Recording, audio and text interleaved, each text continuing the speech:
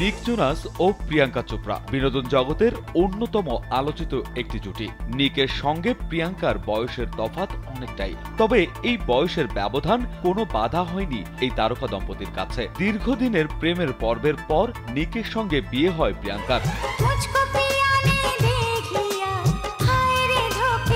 সম্পর্কের বাঁধনে বাঁধতে নিকই প্রথম এগিয়ে এসেছিলেন। সামাজিক মাধ্যম টুইটারে সরাসরি মেসেজ করে প্রিয়াঙ্কার নম্বর চেয়েছিলেন তিনি। যদিও সেই সময় অন্য এক সম্পর্কে ছিলেন অভিনেত্রী, তবে সেই সম্পর্ক যে শেষের পথে তাও ততদিনে বুঝে গিয়েছেন এ নায়িকা। এরপর শুরু হয় পপ তারকার সঙ্গে কথাবার্তা।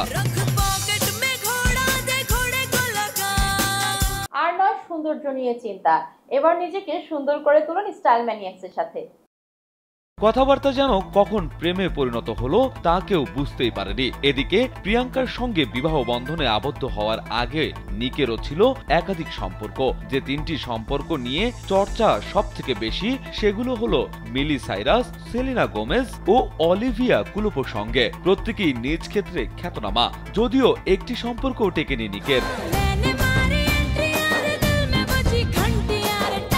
শেষ পর্যন্ত ভারতীয় অভিনেত্রীর সঙ্গে গাঁটছড়া বাঁধেন এই গায়ক। 2018 সালের 1 ডিসেম্বর বিয়ে করেন তারা। খ্রিস্ট ও সনাতন দুই সম্প্রদায়ের রীতি মেনেই বিয়ে হয়। 2022 সালে সারোগেসির মাধ্যমে মা হন প্রিয়াঙ্কা। সামাজিক যোগাযোগ মাধ্যমের আনাচে কানাচে তাদের সুখী গৃহকোণের ছবি স্পষ্ট।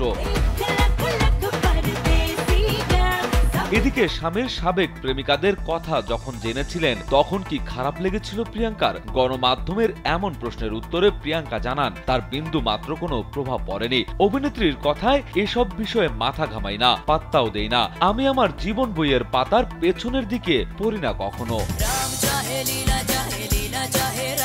রাজু আহমেদ, কালবেলা।